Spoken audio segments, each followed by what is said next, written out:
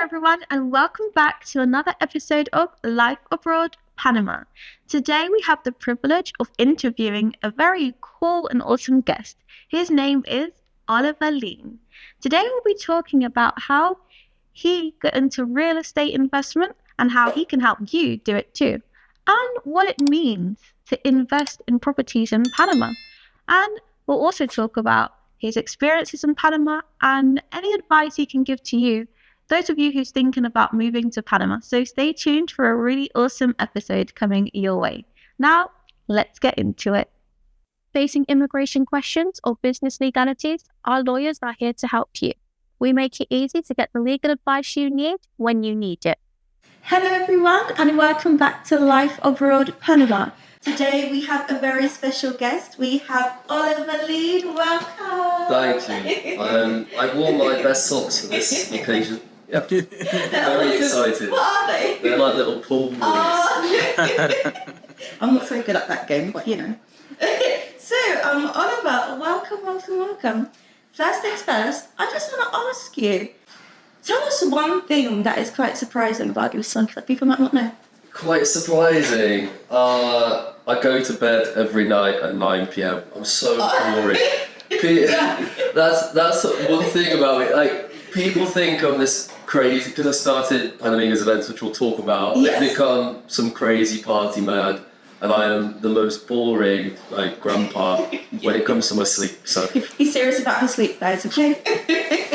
Awesome. So, Oliver, first things first, what has inspired, so we're going to get in a bit more about it later on, but I want to know, like, what has inspired you to come to Panama? Why Panama of all places? Like, you're from the UK, right? yeah. Yeah, so why Panama? It's like halfway across the ocean. So it's quite a long story, but I was working previously before I became an entrepreneur, etc., for Nestle, Okay. and I was in procurement. Now I worked for Nestle for around 5 years. Yeah. And then after 5 years, I got the opportunity, because I was doing well in my job, to go to a global procurement hub for procurement. He said, "Hey Ollie, I've got this job for you. It's in Panama." So I was like, "What's Panama?" What's Panama? I was like, "What's Panama? Where is Panama?" So I looked it up on the map. I was like, "Cool, okay. Well, there's 2 Panama cities. That's kind of confusing." The one in Florida, right? I was like, "Oh, it's not the one in Florida. It's the one in Central America." So then all of a sudden, I was asking around, and someone at Nestle said, "Oh, don't go there. It's dangerous." I was like, "I'm in." So I packed up my bags, finished with my girlfriend, which was kind of sad, and I was like, on this most exciting adventure ever, landed here, wow, it's humid, and everything was just super exciting for the first year, you know how it's for you. I know what you mean when you say it's humid. It's when you come up the airport and the heat just goes... Yeah. Hits you in the face. You're like, "Ooh." So, how long have you been in Panama actually? So 5.5 years, yeah. Wow. Yeah, He's not a baby. He's not a baby expat, guys. He's been here for 5.5 years. I'm hardened, I've got thick skin. You know what Panama's like. Right. They test you. So, like, how has it been adapting into the culture? Would you say it was fairly easy to do, or how was it, especially as a Brit? How was that for you? No, I mean, when you first arrive, obviously, like, you have a bit of a language barrier. Yeah. But then you realise there's actually lots of expats that speak the same language as you, so Yeah. it's completely fine. I mean, my main adjustments were like just little things, like you don't have Amazon. Oh, okay. You're like, what do I do? And so I was like, oh well, you basically order it to Miami and then it gets shipped over here. I'm like, well, that sounds not safe, not legit, but yeah, let's do it anyway. And then just little things like the timing, punctuality. I mean, we're English, so we're very on time. No one here is on time, and it's kind of like really hard to deal with sometimes. But other than that, not bad. I understand. Yeah, it's sometimes it can be just a little bit difficult from people from like North European, British background, even Americans. One thing that I've heard people say is, "Oh, it's a bit slower," but then I guess as you come to Panama, you realise how awesome the people are. You kind of adapt to things. So People are amazing. Yeah, really lovely people. And in London, I'm a very vibey person, a very positive person. Yeah. So I found London like a bit cold. Oh, okay. You know, like everyone on the tube was like, you know, like having the worst week of their lives. But you crap. I remember I used to work in Chancery Lane. And like, you know, everyone would be trying to cram onto the tube. train, yeah. It's like sweating, and it's like, you know, an hour home, and you're just so miserable about life. You come out to Panama and you kind of non-stop got a smile on your face. Yeah.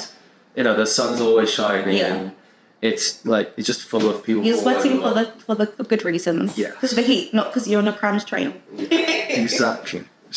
Okay, so can you just tell us more about some business ventures you have in Panama? I know your real estate investment. Yep. Any other things? Can you get more into that for us? Yeah, of course. So, first and foremost, 3 years ago, while I was working for Nestle, I started a community called PanAmigos. PanAmigos started with 20 people. Yeah.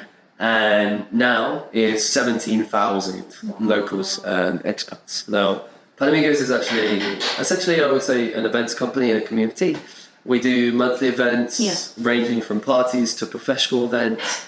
And now, you know, most parties there's 300 plus people at those. In one party? Every time. We never have one where we have like low attendance, because we put a lot of love into it. So I started that with my best friend and my business partner, Expat. He actually works in this building as well.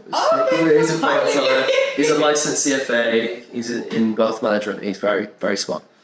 He's smarter than I am. But, you know, we started there, and really the aim was honestly just to meet new people. Yeah. And then we've recognised that there was no platform for expats. There's a lot of expats in this country. Yeah. No platform for expats to meet other people. So it grew and it grew and it grew. And it started with some WhatsApp groups. Yeah. I remember our first parties are like, you know where you like make a list and then someone copy and paste the list and adds their name? We do that. And then we had one party, it was like after like 6 months of us building this thing, and there were like 373 people on the list, I still remember it. And it turned out to be the biggest party we've ever done. And then one day we, Dad, what should we do with this? So let's make an Instagram. So we made an Instagram for it, and then we needed a name. We were in Uber one day with one of my buddies, Jabari. I remember him saying, he said, "Man, what about PanAmigos?" Wow, that's a great name. It's just like random PanAmigos. Yeah, and then suddenly you're like making branding for the first time. We had like a really like bad logo, but we love it. You know, your first logo, you always think it's the best thing. Yeah. You look back on it 2 years later and you're like, oh my god, no. What was that? Yeah, who made that? And then we carried on with the parties. Then we launched PanAmigos Professional. Yeah. Then we launched a charity. That's also a charity as well. Yeah, we have a charity called Force for Good. And we try and do 3 events per year. Yeah. So, for example, like our Christmas party, we're using that to fund the giving back to local families at Christmas. In Panama. In Panama, yes. We love to do stuff. I particularly love that stuff because I grew up with no money. So for me, like my parents always raised with a big heart. So I love that stuff. And then it's just gone from strength to strength. It's like a running club. Yeah. There's people. I mean, half of stuff I don't even know about. Sometimes it's like a football team. So just constantly growing. It's like a treat. Yeah, we love it. And then aside from that, I've got PanAmigos Realty, which is a real estate company. I've got a team of 12, 3 business partners. So Luke, my business partner I talked of, and then Carlos De Leon. Okay. He's been in Panama real estate markets for over 10 years. He's an absolute wonder guy. Knows everything, knows everyone. I can't even lie. So he's a great one. And then myself, I've been really focused on the investment side of things. Yeah. Which has gone really well. And started creating content and stuff for that. Helped over 50 people this year, which has been amazing. Yeah. And life as an entrepreneur is hectic, but and it's awesome because it really sounds like I can see that you generally love what you do, and that's really important to have. Do you think that's like really a driving force that keeps you going, like loving what you do, seeing how it's helping people?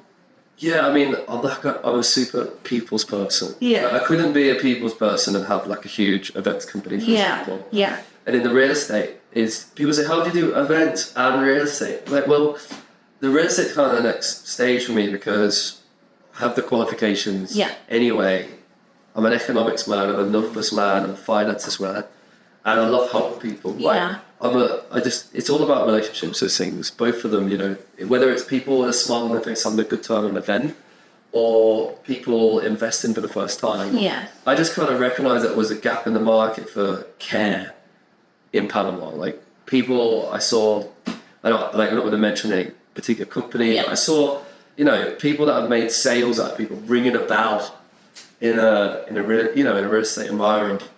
You're not there to, you know, celebrate a sale from someone. You're there to build a relationship, and then that transpires long term. You're supporting that person with their finances. So for me, it's more about care, and that's what I try and coach my team to do as well. So how do you think that the real estate side of your company, how do you think that differs from other people's? Like, why do you think people are drawn to you? Well, they're not just drawn to me, they're drawn to my team. We built like a team of real estate superstars. Yeah. I love them. I love that real estate superstar. They're like a dream team. Like, you know, you look at those like football lineups, it's got all the best players. Well, that's what I would say our real estate company is like. And, you know, we pride ourselves on care and detail. Yeah. So every person is not a sale. It's on my team. Anyone rings a bell, you gotta leave. Like we are here to care for people, show people that, you know, we're gonna be there every step of the way for them, not just until the point when they buy something. Yeah. You know, it's these buy and leave you, right? these are like years and years and years and years of, you know, when your clients become your clients and also your friends, and, you know, it's actually like a bit of family. So that's what I try and coach my team on, and detail. You've got to know everything about everything. Yeah. And you've got to stay up to date because things change. Like, look at us now. We could never do this 10 years. Yeah, You'd be like, what the hell's a podcast? You know, It's so true. things are changing, so you've got to stay on top of it. That's really cool. Like, just hearing how you're just not just going with the flow, but you can see that you're quite a planner. You're going with the flow, kind of, but you're planning things as you go along. That's really awesome to hear. How you're kind of not just leaving people like on their backs, struggling. Like you generally care about things, and I guess that's what I can hear, that your team is very person orientated and it cares, and I guess that's something that can lack in businesses, and something that draws people to your company and your events as well. Yeah, I think in Latin America in general, it can be like that. You kind of, you get people that are like, they're not very responsive, or you wait 3 or 4 days for someone to message you Customer back. service is a little bit different, isn't it? Yeah, it is. Like, it's some places fantastic. Yes. But it does need to improve. I think it's a bit like 10 to 15 years behind, I would say. Yeah, so we saw an opportunity and we capitalised on it. And, you know, we're tripling the size of our office already after 9 months, which is kind of extraordinary. That blows my mind. Yes. But I think I would say, I'm a humble person, but I'd say it's well deserved because everyone's worked really hard. Yeah, I've probably aged about 10 years this year. But it's fine. It's fine. I try and keep my baby face a little bit. We've got good lighting in here, but No, but as well, like you've done a lot. You've built up a lot of things. Someone that is thinking about coming to Panama, or wanting to build a business in Panama, what advice can you give to them in starting a business or company in Panama?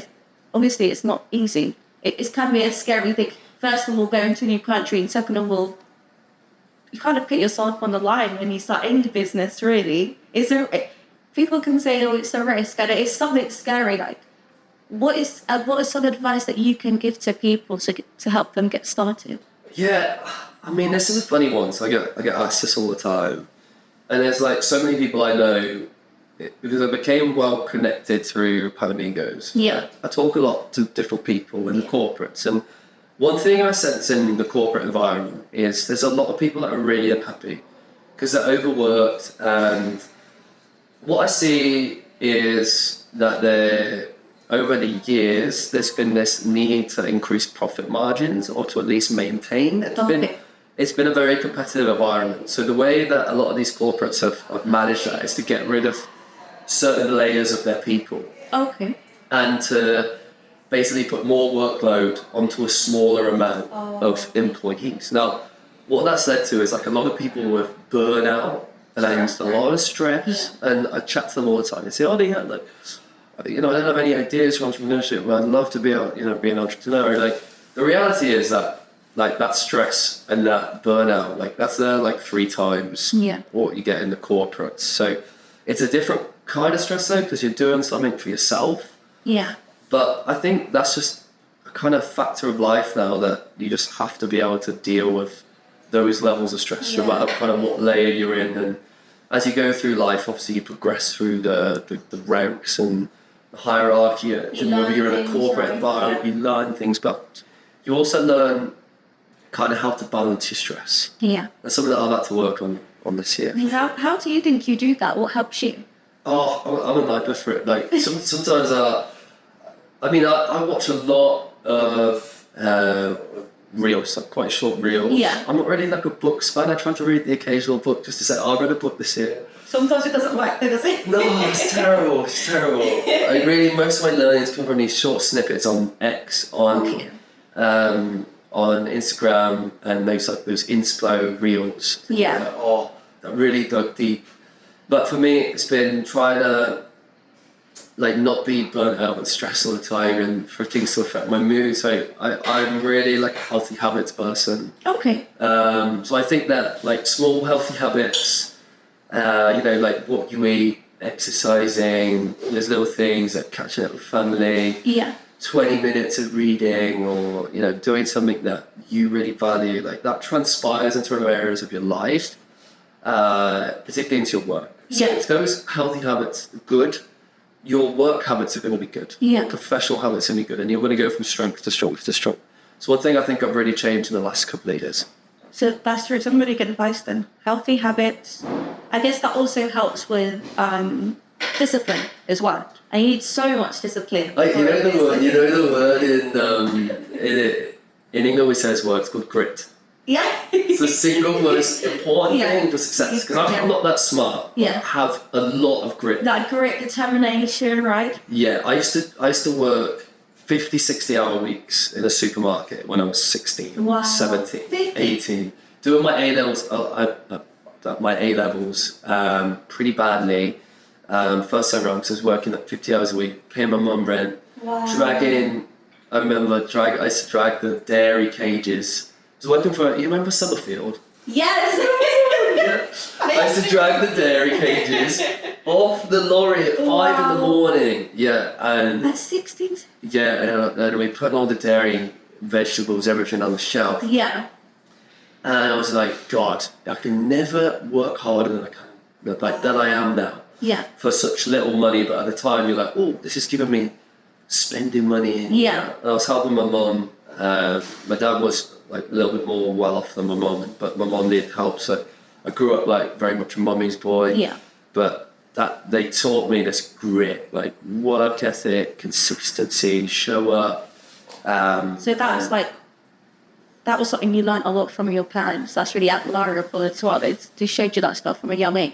Yeah, like my parents never had money, but they both got massive personalities. Yeah. I was happy that like I ended up kind of like a little bit of each of them. Yeah. My dad's a very like gentle man. Like he's like quite a lot shorter than me. I call him Hobbit. He's a little Hobbit, little hairy gentle Hobbit. My mum's fiery, so I ended up with like this mix. It's done something well. Yeah. So you come from England. How would you say for you that in terms of business, what are the main differences that you can see between Panama and England? How do you think that's helped you in Panama? Like what you know from England, how do you think that's helped you coming to Panama? I think going back to the punctuality and the consistency and things like following up and following through. Yeah. 2 things very important. People just don't do it. So you can quickly like accelerate yourself to be the top of the pile in terms of like the service that you offer people. Okay. Yeah. And that's the main thing that I learned from England, particularly Nestle in general, is like just processes. Yeah. Your processes in place, when you're a small business, you've got to put processes in place. You know, whether for you to go from like 10 to 400, the process has got to be the same. So if you're like having to react and you're very reactive to everything that's going on in your business, it's going to cause you a lot of stress. Yeah. You're also going to be, you're not going to be able to scale up. So that's one thing trying to get within PanAmigos, both the events, more so the real estate, so that, you know, if all three business partners end up going to Bali for 3 months or something, you never know what's going to happen. Yeah. Or something happens with our families or whatever, that the process is in place for us to be sustainable as a business. So you say you always have like not a fallback, but like a plan B, like a cushion. Yeah, like you know that your people are happy, you know that they know what they're doing, and that your processes are going to be your backbone, your skeleton to always keep you successful. Strong marketing team, you've got, you know, your content team that know what they're doing. Your content to currency, by the way, guys, the most important thing in business right now. Love them or hate them, Instagram, TikTok, YouTube Shorts. I didn't even realize that was a thing until the other day. My agency were like, we're going to put you on YouTube Shorts. I was like, what are YouTube Shorts? Actually, it's quite popular as well. It? Yeah. Oh my god, I posted my first video, I got 2 views. I was like, why am I on here? They're like, it's going to get better, it's going to get better. Like, oh my god, I got 2 views. So if you're starting out in content, you can get more. If you can get more than 2 views, you're better than me. And TikTok, I think I started on that a couple of weeks ago. I've got 15 followers. That's good. 15. You're making so good. Making your way. Making my way downtown. Walking fast. Yeah. No, honestly. So that's really cool how like I can just hear you. Your team sounds very, very determined, very hardworking. So that's like really awesome and really essential for a good business. My team was so interesting. So I've got the Central American champion of golf in my team. Really? Yeah, and he's like the Rentals King as well. You should see this guy. He's like, he walks in, he's like, I just rented 5 apartments. I'm like, what? I'm like, what time did you wake up? I'm like, I've got, you remember the ex-president, Martinelli? Oh. I've got his nephew in my team. Yeah, he's also a rock star. The connections are connecting. Oh, it's so cool. Everyone, you know what I love about each of them is they've all got something like incredibly interesting about them. Yeah. Yeah. That they like if they told you, whenever you asked me at the start, what's interesting about you, I said it's about at 9 p.m. But they're cool ones, you know. They've all got Central American champion of golf. What? It's mad. No, but like your story's amazing because you're saying that you've come from a place where maybe you wasn't as well off as a lot of other people, but you've managed to build up a life for yourself slowly but surely. And in Panama, that was always the dream, like to make something of myself. That's all. Yeah. I'm never going to do that in a corporate. Yeah. You're not.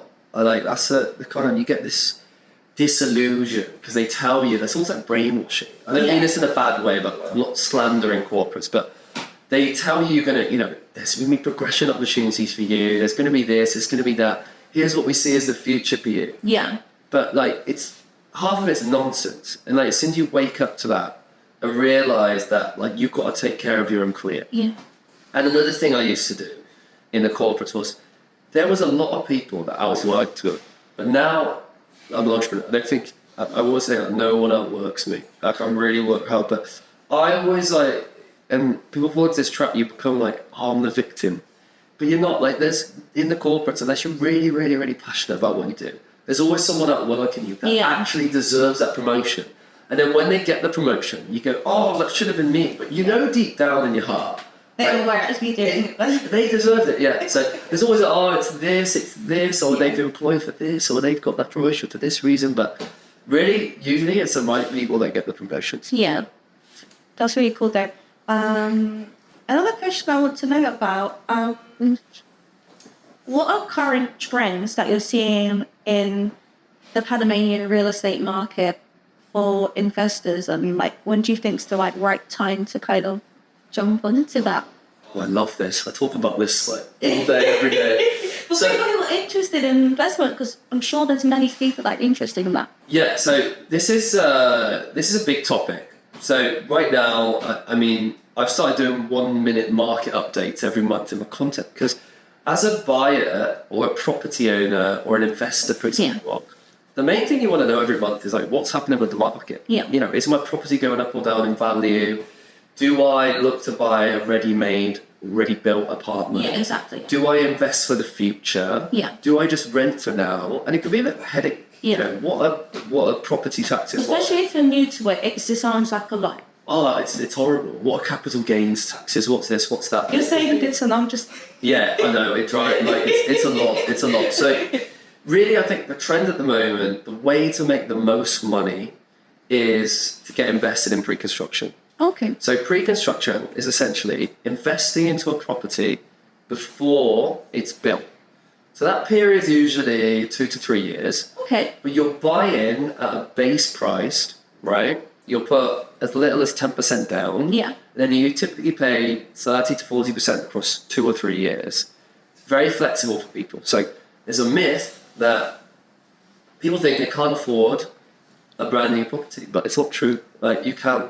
So you invest, roughly 10% down. Yeah. Into this concept, and then while it's being built, you're getting this huge amount of capital gains if you've picked the right project. Now, if you go direct to a developer, I love a lot of developers have a very good relationship with the top 4 or 5 in the city. Yeah. If you go direct to them, though, they're only going to recommend you or market to you their projects. Now, that doesn't enable you to benchmark in any way, which is why I'd say to people, you have to use an advisor. Like, you need someone who can compare price per square meter, for example, with the rest of the market, with the other projects. Is this concept going to work? Is it a prime location, for example?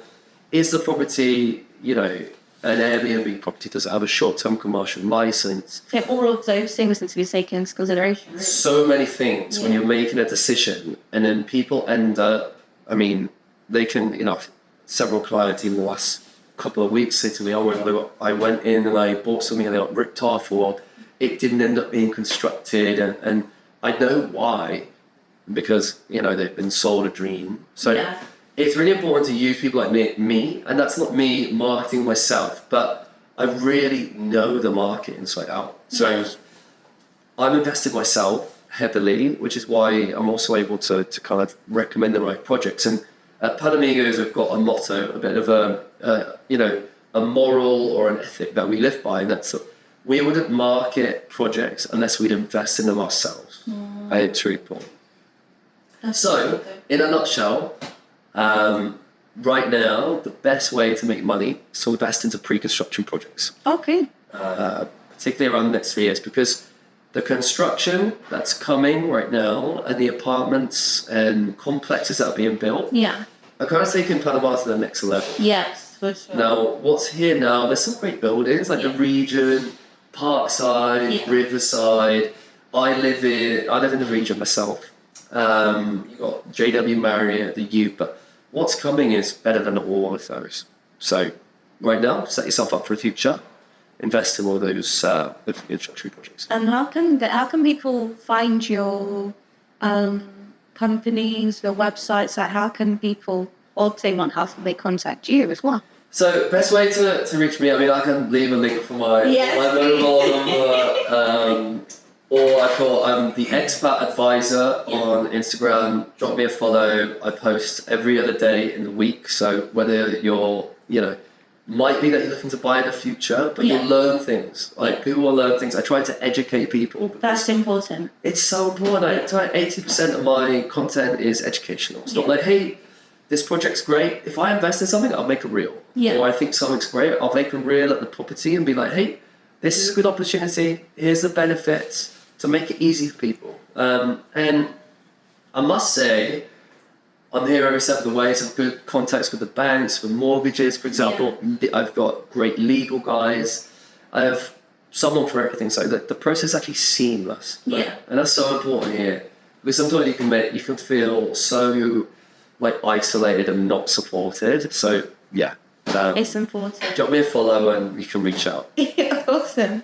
This is another question I have for you. Yeah. What is something that you personally loved about living in Panama? The one thing I love the most is you can have a different kind of weekend every weekend. What do you mean by that? So, like, if you wanna have a weekend where you think, right, this weekend I've got a bit more energy, I'm gonna go and party and enjoy this. Yeah. You can be on a rooftop bar, drinking gin and tonics for the sunset, and you can have a wild night because you know that there's going to be a lot of travellers, going to be a lot of expats out. Yeah. And you can be in a bar, which I think is something different to Europe and North America. You can be in a bar and turn to the right and say, "Hey, how are you? What do you do?" And you turn to the right, and it's like the president of a bank or something. I feel like That's so different. the separation between what I would say the elite and just the normal people. There's no separation here. Yeah. So everyone respects everyone and everyone's nice to everyone. That's the most cool to hear. One of the nicest things. And then the next weekend you can be at a beach or a Excursive Barabbas or Take your folks to Boga. Saboga, or you can be in the jungle. I was in Cerro Azul 2 weeks ago, just in the middle of the jungle, going to a jungle lake. And of course, I take the kayaks out with my mates, and we're like, okay. The first part of that was like, should we get on the lake? Like, oh no, it looks all brown. You kind of wondering what's in the water. Yeah. And then we're like, okay, right, let's take the kayaks out. But no one do anything stupid because we don't want to jump in the water, And then all of a sudden, it takes one person to just knock someone's kayaks. It's all out war. You ended up one guy, Ole, my mate. He's had his kayaks upside down. He's swimming. You think, oh my god, can be crocs in here. Yeah, it's true. To my point, you can have a different weekend every weekend, and it's so wonderful. Or Boquete. Yeah, that's it. You went to Boquete? No, I haven't been to Boquete, but I want to go. Oh. The market, 10 degrees cooler or 8 to 10 degrees cooler. Yeah. Wow. I've been to Boca del Sur there and I loved it. Loved it there so much. Paradise. Yeah, right? I mean, like you said, there's so many things to do. I love how Panama is very, especially in the city, you can be in the city and an hour or two away from the city, it's something completely different. Or a couple of months ago, I went out with the team and we went to the Metropolitan Park. Yeah. I'd never seen spiders so big in my life. Oh, no. That's the things you see on Google or in England, you see on the TV, Godzilla spiders. Disclaimer, English people hate spiders. I can't. I'm a man, but I hate them. My mom hates them the most. So she used to me and my mom used to fight over who was going to get the spider. Yeah. And if my mom got the spider, sometimes she had a moped at the time. She'd come down with the bike helmet on and gloves, and she'd be screaming. I'm videos of my mom screaming, and she used to because she's strong. She'd fight her fears. She'd get them. I was too scared. That's all. I understand that completely. It's just so crazy. The difference. For example, people in my family here, they're not scared of spiders, but if you show them a cockroach, they'll go the other way. It's the flying ones. No, I'm not biting that. That's why I like being at the apartment building. The Cerro Azul, for example, it's good. But you can wake up at any point and there's a spider sitting. Burn the house down and start again. So yeah, you mean this guy burnt my house down. No, but I love that. You didn't tell me there were spiders in it. Yeah, exactly. No, but it's just really cool to hear how literally you can be one place to another, your weekends can be different. Can you tell me about any challenges whilst you've been in Panama? Obviously you said language barrier is one. I know you've come to Panama by yourself. How did you overcome that as well? Yeah, biggest challenge was honestly building my business. Okay, yeah. Particularly events. Yeah. While I was working in the corporate environment. Because after a while, I think they sensed that I was going to leave at some point. Okay. And then in that moment, it's you're kind of oh, well, this guy's come up with done.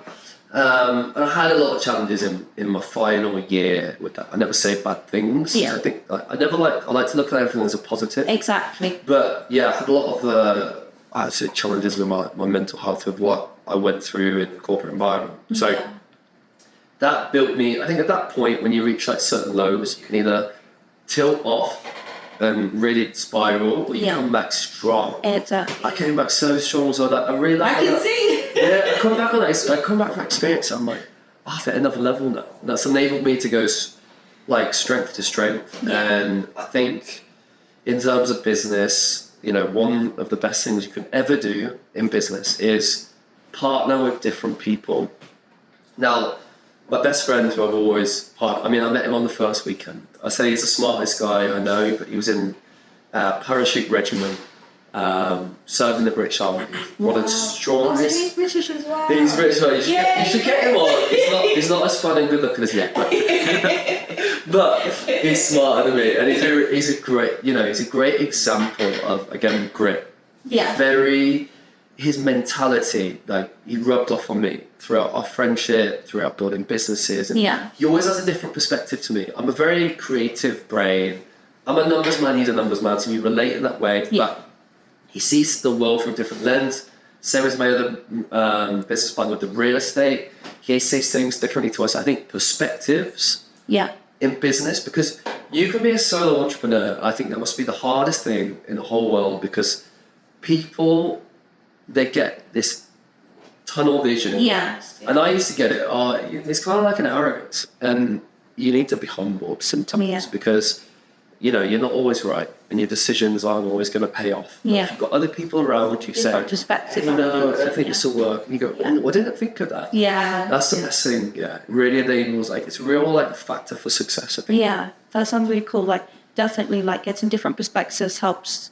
It's helped you to build your business. Like, your whole company is literally based around different people's different perspectives and networking with different people, and your whole team, like, without everyone being open to each other's ideas and things, like, I guess it wouldn't be what it is now. No, absolutely. And then my circle of friends as well. You know, I've got different kinds of friends, different circles, and so I've got a group where a lot of them, like, they're so far ahead of me in terms of, like, what they've built over the years. They've got businesses, and, you know, I sit down with those guys regularly and say, hey, what do you think about this? And sometimes they'll tear me apart. Like my friend Craig Dempsey, one of the most successful guys I know. He took apart my content strategy like a couple of weeks ago. I was like almost crying. I was like, oh, wait. So that's healthy at the same time. No, it is. And he's like, who's your segment? Like, who's buying from what he needs? And, you know, I said, no one's buying from me. I'm supporting them. But here's the kind of person we go for is that I don't think you're right. So those people, most important people to you is, like, someone that's able to be honest with you. Yeah. And you'll have some mates who are like, you know, we all have those friends who are like the hype kings, the hype queens. Yes, yeah. And they'll say, yeah, I love it, no matter what you post. And then you don't, like, they're great because they keep you energized. You need the ones that are brutally honest. Yes. That's like, just hearing your experiences and how you really grown over the course of being in Panama. You've been in Panama for 5 years already. 5.5 years. Yeah. So, like, that's a long time as well. Like, you've been away from your family and, like, the culture that you've grown up in and that you know, like, that is such a long... I've been here a couple of months and I'm like, Couple of months?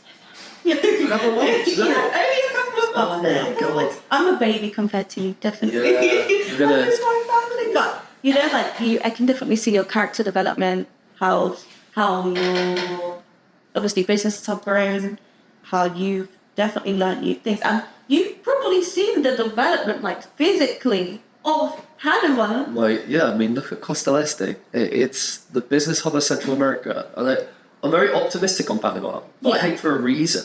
You know, look at the government we got in now, stable democratic government.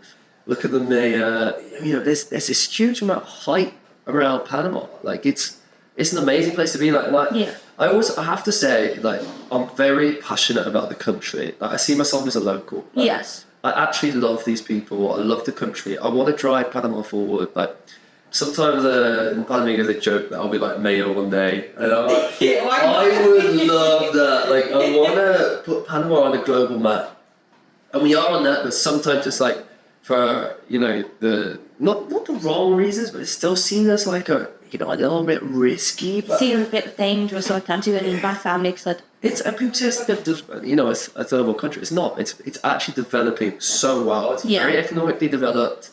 It's one of the best places you can invest in the world. It's one of the safest places you can invest in the world. It's got the US dollar currency. Yeah. I said it was no pesos, no worries, right? That's a big factor. And there's just this huge amount. Like I feel it. Yeah. I've been here 5.5 years. I feel it moving in this trajectory. That's like Just going upwards and upwards. and I'm proud of it, and people like Ken are now here, and people that are now are really like, especially the content creators, they're showcasing Panama in a good light, and I love that. Like, I really want to see more people doing that. And hyping the country up, and they're even getting quite good at football now. Which is scary. I saw them beat the US in I think it was like a year ago, or like a year and a half ago. They beat the US. It was crazy. And then they had the final against Mexico, which was sad. But I always get the jerseys. Yeah. He's become a true Panamanian. I do. I know all the slang as well. They put it to Lily down in the back. We know that. We love that. No, but that's great. And just to close, like I said, people that I wanted to come to Panama, that made me feeling a bit nervous. What is something that you've learned? What's some advice that you can give them about making that step in coming to Panama if they're thinking about it? So if you're a foreigner, you're thinking about living in Panama, it is currently ranked #1 place in the world to live for expats. Look it up in Forbes, right? There's a reason behind it. And it's Boquete, so it's one of the #1 place in the world to retire.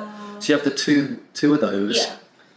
It's very well developed. It's very safe. Yeah. And most always welcoming. I think as an expat, you just want to feel like you have a community. Exactly. Like, I built a community, right?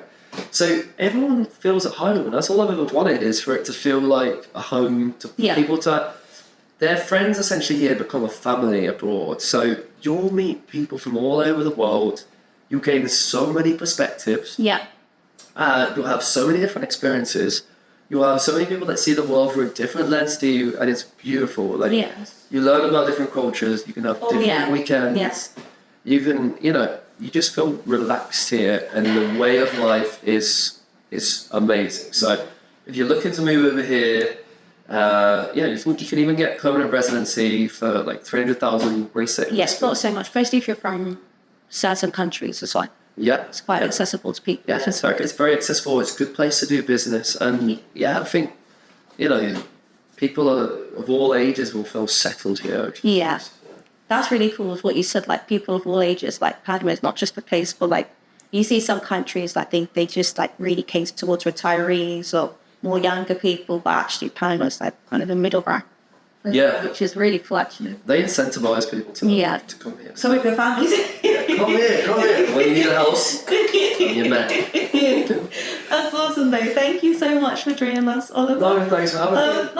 It's been amazing. It's like my first long podcast, but I've loved it. It felt like 2 minutes. No, but that's awesome. And if you have any questions for Oliver, you can reach him on his socials, follow him on his Instagram and other pages. And we'll put his socials and website in the comment section for you as well, so that you can get in contact with the socks. Yes, the socks. They're from Happy Socks. They don't sponsor me, but I love them so much that you should go there. Actually, his socks feature a lot in his videos. If you're missing more of his socks, go check it out. I thought about getting my mum on my socks. I was like, that could be the next stage. I guess get my mum on my socks. I can take her everywhere with me. Yeah. Thank you so much for joining us. It's been awesome having you on character, honestly. Thanks. I think it's because British people are quite cool, aren't we? We're a little bit biased, but we are the best. Thank you so much for coming. And if you want to see another episode we have coming up, stay tuned to Thrive, like our videos, and I hope you've learned something new, and have a good day, everyone. Goodbye. Like the video. Yes. Goodbye. Thanks for joining us on Life Abroad Panama. You can find us on all major podcast platforms. Curious about our guests? Just click the links. Looking for legal support? Reach us through our website. And make sure to watch more videos or check out your visa requirements.